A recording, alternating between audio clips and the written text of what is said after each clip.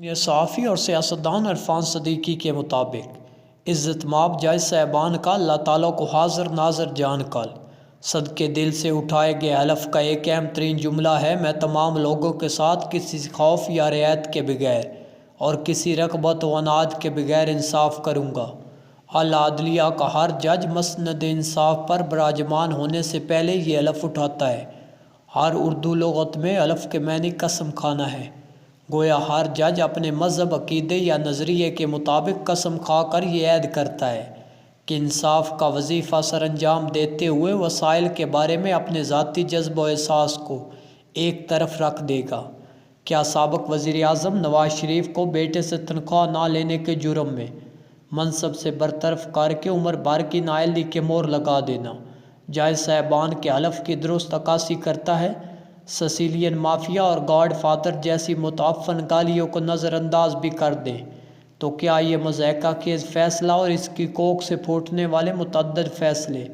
عناد میں لتھڑے ہوئے نہ تھے؟ 184(3) کے تحت دی جانے والی سزا کو حتمی قرار دینے اور ملزم کو اپیل کے حق سے محروم رکھنے والے دو عالی مرتبہ جج صاحبان مسلسل وکلاء کو زج کرتے رہے کہ اگر آئین سازوں نے دستور میں اپیل کا حق نہیں دیا تو پارلیمنٹ قانون کے ذریعے یہ حق کیسے دے سکتی ہے؟ 50 برس پہلے آئین سازیوں کے حاشیہ وہم و گمان میں کہاں ہوگا کہ برسوں بعد اسلامی جمہوریہ پاکستان کی سب سے بڑی بارگاہ عدل میں کچھ ایسے نابغے بھی جلوہ افروز ہوں گے جو اپنے ثوابدیدی اختیار کا ڈھول پیٹتے ہوئے 3 بار کے منتخب وزیر اعظم کا حنکا لگا کر اپنی شکارگاہ میں لائیں گے۔ زیر زمین گروہوں جیسی خفیہ کاری کے ذریعے نامی گرامی شکاریوں کا غول تلاش کر کے اسے JIT کا نام دیں گے۔ شکاریوں کی بندوقوں کا نشانہ شکار پر مرکوز رکھنے کے لیے 3 جج صاحبان اونچی مچان پر بیٹھ کر مسلسل نگرانی کرتے اور رہنمائی فرماتے رہے۔ محصور شکار کی تذلیل کے لیے بغض و عناد میں لت پت جملے کستے رہیں گے۔ کروڑوں روپے خرچ کر کے دنیا بھر میں ملزم کی کرپشن کے کھرے تلاش کرتے رہیں گے، اور جب رائے برابر کرپشن، معمولی سی بدعنوانی، اپنے عہدے کے غلط استعمال کا رتی بھر ثبوت نہ پائیں گے تو بھیڑیے اور میمنے کی روایتی کہانی کی نظیر دہراتے ہوئے حکم صادر کریں گے: تم نے اپنے بیٹے سے تنخواہ نہیں لی، اس لیے خائن ہو، لہٰذا وزیر اعظم نہیں رہ سکتے اور زندگی کی آخری سانس تک سیاست کا رخ بھی نہیں کر سکتے۔ عناد کی آگ اسی پر ٹھنڈی نہیں ہو جاتی۔ نیب کو نادرشاہی حکم جاری ہوتا ہے کہ اس شخص پر مقدور بر ریفرنس دائر کرو۔ احتساب عدالت کو حکم دیا جاتا ہے کہ 6 ماہ کے اندر اندر فیصلہ کرو تاکہ انتخابات سے پہلے وہ جیل میں ہو۔ نواز شریف کے خلاف فیصلہ صادر کرنے والے ایک جج کو G11 میں واقع احتساب عدالت کی چھت پر بطور مانیٹر جج بٹھا دیا جاتا ہے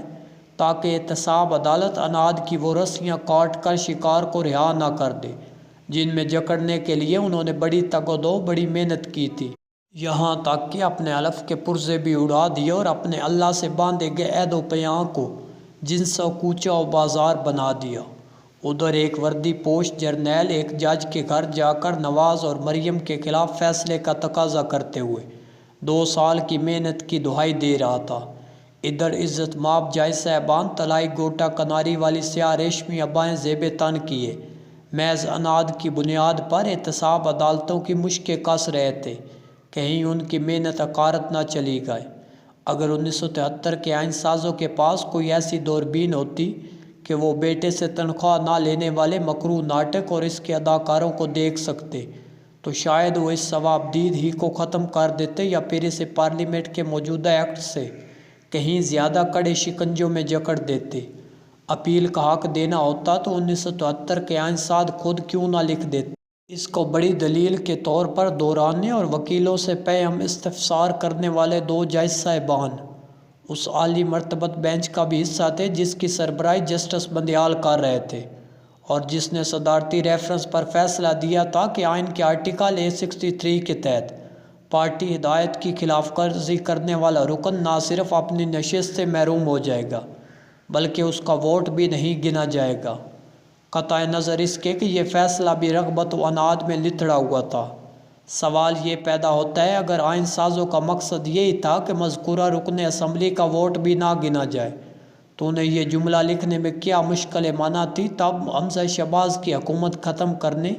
اور تحریک انصاف کو تخت نشین کرنے کے لیے آپ نے تعبیر و تشریح سے 10 ہاتھ آگے نکل کر آئین سازوں کی مرضی و منشا کے بالکل برعکس اپنی مرضی کا آئین لکھ لیا، اور آج اناد کی چیتا میں جھونک دیے جانے والے کسی شخص کو اپیل کا حق دیتے ہوئے آپ آئین لکھنے والوں کو نعوذ باللہ کاتبان وحی کے مقام پر بٹھا رہے ہیں۔ اس سب کچھ کے باوجود عدلیہ نے آزادی کے نام پر اپنے گرد ایک مقدس نورانی حالے کا اثار بنا رکھا ہے۔ وہ مظلوم کی داد رسی، لوگوں کے بنیادی حقوق، عدلیہ کی عالمی رینکنگ میں تنزلی سے کہیں زیادہ اپنی بے مہار آزادی میں دلچسپی رکھتی ہے۔ ہر سوال سے آزاد، پارلیمنٹ سے ماورا، ڈکٹیٹروں کو خلت جواز دینے میں آزاد، انہیں آئین کی چیر پھاڑ کرنے کی اجازت دینے میں آزاد، جج کے گھر جا کر دھمکیاں دینے والے جرنیل سے باز پرس نہ کرنے میں آزاد، جج کو برق رفتاری سے نمونہ عبرت بنا دینے میں آزاد، رغبت و اناج سے فیصلے کرنے میں آزاد، اللہ سے باندھا گیا عہد وفا توڑنے میں آزاد، پارلیمان کے بطن میں پڑے قانون کا سانس لینے سے بھی پہلے گلا گھونٹ دینے میں آزاد، 60,000 زیر التوا مقدمات کو باڑ میں جھونک کر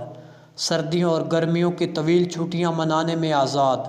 اور تقاضا یہ کہ پارلیمنٹ سمیت تمام ادارے اور 26 کروڑ پاکستانی اندھے عقیدت مندوں کی طرح دست بدستہ اس کے حضور کھڑے رہے۔ نواز شریف 4 سالہ جلا وطنی کے بعد انشاءاللہ 21 اکتوبر کو وطن واپس آ رہے ہیں۔ بغض، اناد اور ناانصافی کے تمانچے کھانے والے شخص کو ایک بار پھر قانون و انصاف کے مراحل درپیش ہوں گے، لیکن اس کے ساتھ روا رکھے گئے عدالتی سلوک کی شرمناک کہانی کو پیش نظر رکھا جائے تو نواز شریف نہیں، خود عدالت کٹہرے میں کھڑی ہے۔ معاملہ نواز شریف نہیں، عدلیہ کی ساکھ کا ہے، اس کے وقار کا ہے۔ سوال یہ ہے کہ عزت مآب چیف جسٹس قاضی فائز عیسیٰ کے عہد میں بھی عدلیہ کے بالوں پر غبار آلود ہی رغبت و اناد رہیں گے، اور کیا عدلیہ کے ماتھے کا داغ بن جانے والے فیصلے کسی تکنیکی مشگافی کے باعث اسی طرح اس کی پیشانی پر چپکے رہیں گے؟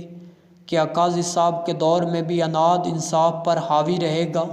یہ سب سے بڑا سوال ہے جو نواز شریف کی آمد کے بعد دیکھا جائے گا۔ سینئر صحافیوں جاوید چودھری، زیرو پوائنٹ، حامد میر، سلیم صافی، رؤف کلاسرا اور نصرت جاوید کے کالمز سننے کے لیے ہمارے چینل کو سبسکرائب کریں اور بیل آئیکن کو پریس کر دیں تاکہ ہر نئے آنے والے کالم کا نوٹیفیکیشن آپ تک بر وقت پہنچ سکے۔